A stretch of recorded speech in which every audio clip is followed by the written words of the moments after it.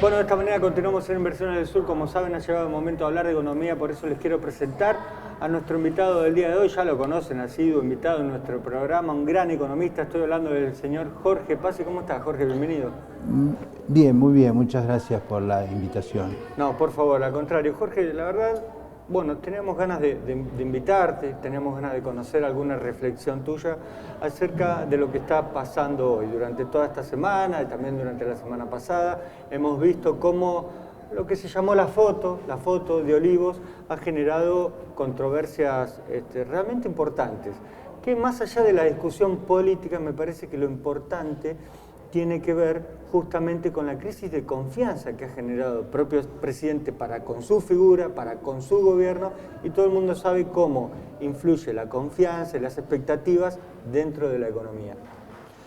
Sí, yo creo que fue una circunstancia muy desgraciada, eso no fue un error, fue una actitud que la gente, me parece, lo percibe como que desde el vértice del poder hay una convicción de que están más allá de determinadas regulaciones y eso se suma a un conjunto de cuestiones que, como vos bien decís, impactan muy fuerte en las expectativas y a mí me parece que esto va a aumentar el mal humor. Si uno mira las reacciones que hay en todas esas mediciones de confianza del consumidor, sí, de lo que piensa la gente, no estamos en un buen momento. Y el gobierno esto que hace no es lo único que hace, lamentablemente, para aumentar el nivel de incertidumbre que le pega mucho a la macroeconomía. Basta repasar las declaraciones de Cristina Kirchner, digamos, en los últimos 10 meses, ni siquiera un año. Dijo en octubre del año pasado, por ejemplo, que había que arreglar con el fondo, lo cual significó una caída que se produjo cuando se asustó porque el dólar, si te acordás, llegó a 200 pesos, orilló los 200 pesos, la brecha estaba en el 130. No mucho tiempo después, a mitad de diciembre, en el discurso famoso del Estadio Único de La Plata, dio aquella arenga de que los funcionarios que no funcionan, dando marcha atrás con lo que había dicho 2 meses antes. Sí, incluso ahí cerquita, me parece, estaba el ministro de Economía en gira por Estados Unidos pidiendo renegociar la deuda, una cosa muy Justamente, torpe. Lo mismo volvió a pasar con el ministro en Europa y el presidente cuando dijo no podemos pagar. Ahora en julio dijo vamos a pagarle al fondo.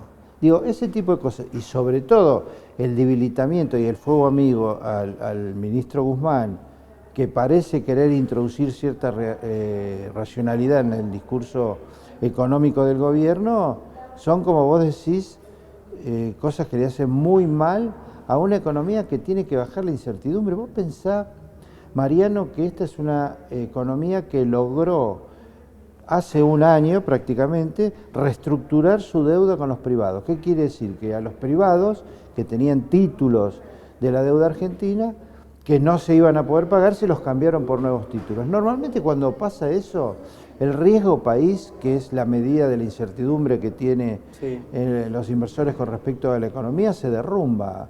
Con esa reestructuración exitosa, tenemos 1.600 puntos de riesgo país, una cosa insólita, porque si vos mirás, por ejemplo, lo que pasó en Ecuador, que reestructuró más o menos como el de nosotros, no te digo que se fue al nivel de confianza que puede generar, no te digo Alemania, ni siquiera Brasil, pero cayó significativamente. El nuestro no. ¿Eso a qué se debe?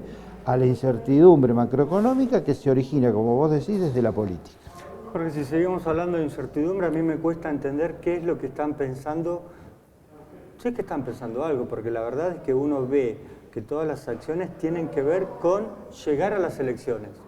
Uno ve que todos los días el Banco Central interviene en el mercado para comprar dólares y hay un serio riesgo de que lleguen las elecciones y nos quedemos sin reserva. La verdad es que esto puede que a doña Rosa en la casa pensará, bueno, a mí qué me importa el Banco Central. La verdad es que es muy preocupante. Sí, es muy preocupante por varias cuestiones. Vamos a quitarle un poco de dramatismo Es decir que en realidad si hubiera una estampida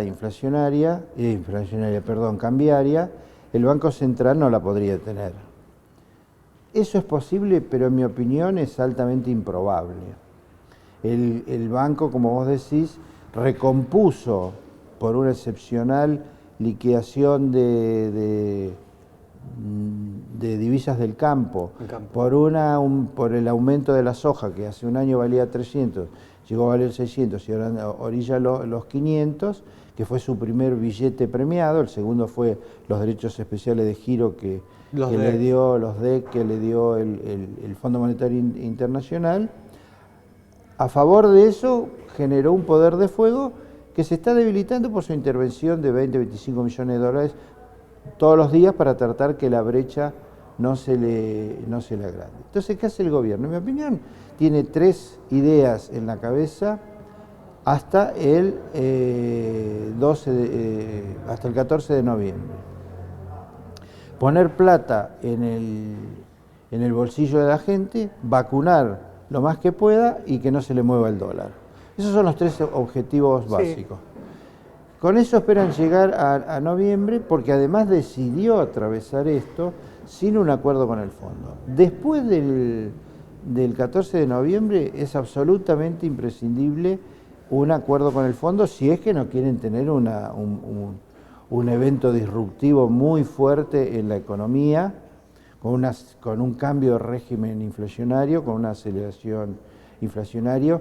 Es decir, la imagen de Cristina 2014-2015, que estiró los desequilibrios con tarifas pisadas, con atraso del tipo cambiario, con cepo pisando las importaciones, no es un grado de libertad disponible para el gobierno a partir de noviembre. Es decir, no le alcanza para intentar llegar al 2023 procrastinando, es decir, no haciendo nada. Va a tener que hacer un acuerdo con el fondo te va a pedir algo en lo fiscal, te va a pedir algo en lo cambiario, claro. Y vamos a ver, la impresión que te da es que hoy tiene esos 3 objetivos que te mencioné y culminados con la frase vamos viendo.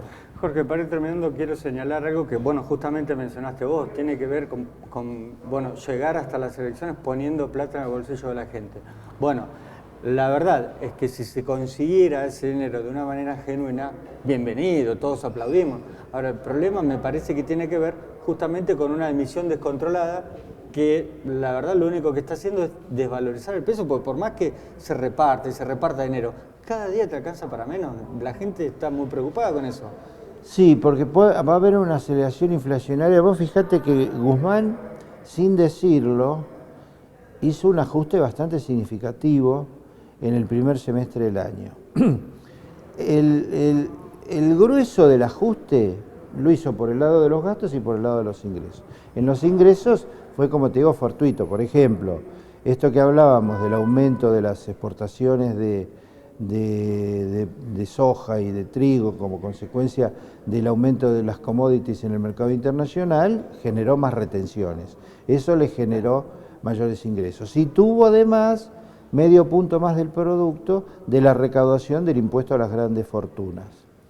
Pero por el lado de los gastos también, si vos te fijás, los gastos aumentaron por debajo de la inflación porque el gobierno hizo un ajuste. El grueso de ese ajuste en los gastos es la licuación de los pagos a los jubilados. ¿Por qué? Bueno, porque el 60% de los gastos que tiene el sector público nacional son los pagos de las prestaciones sociales, jubilados y AUH y demás. Pero como vos decís, si vos mirás la emisión del Banco Central en lo que va del año, más de la mitad fue en julio. Es decir, enero, junio, en concordancia con ese ajuste que llevaba adelante Guzmán, la necesidad de recurrir al financiamiento monetario cayó bruscamente si la comparás con el año pasado, que también, digamos, fue un año especial por la pandemia y más. Pero en julio empezó a operar la decisión política el push electoral, como le llaman los. Sí. En Profértil, amamos ser de la tierra del alimento. Porque además, estamos comprometidos con los Objetivos de Desarrollo Sostenible al 2030. Todas nuestras acciones se inspiran en estos desafíos. Profértil. Vida para nuestra tierra. Lo que sabemos lo hacemos pensando en vos. Tercerización, búsqueda y selección de personal, capacitación y promociones. bhisrl.com. Desde Metropallets, primera empresa B certificada de Bahía Blanca, seguimos practicando la economía circular, reciclando pallets para la industria, cuidando a las personas y a nuestra naturaleza. www.metropallets.com.ar. Las profesiones no se franquician. Si va a vender, comprar o alquilar, trabaje con un profesional debidamente matriculado. Lo recomienda el Colegio de Martilleros y Corredores Públicos de Bahía Blanca. Sea White, Sociedad Anónima. Somos una empresa local con amplia trayectoria que ofrece servicios de estibaje y descarga, transporte terrestre, agencia marítima, logística integral. seawhite.com.ar. Consorcio de Gestión del Puerto de Bahía Blanca. Una ciudad puerto para todos. Pasaron meses de aislamiento, de quedarnos en casa para protegernos y cuidarnos. Ahora, más que nunca depende de vos. El tapabocas es uno de los protagonistas para combatir esta lucha contra el COVID-19. Úsalo siempre, aún llevando máscara facial. Respetá la distancia con otras personas. Lavate las manos y al salir de casa, no te olvides de llevar tu alcohol al 70%. Por vos, por tu familia, tus amistades, por todos y todas. Sigamos cuidándonos. Municipio de Bahía Blanca. Comsur, informática, seguridad, comunicaciones. www.comsur.com. Ahora en su nueva dirección Beruti 544.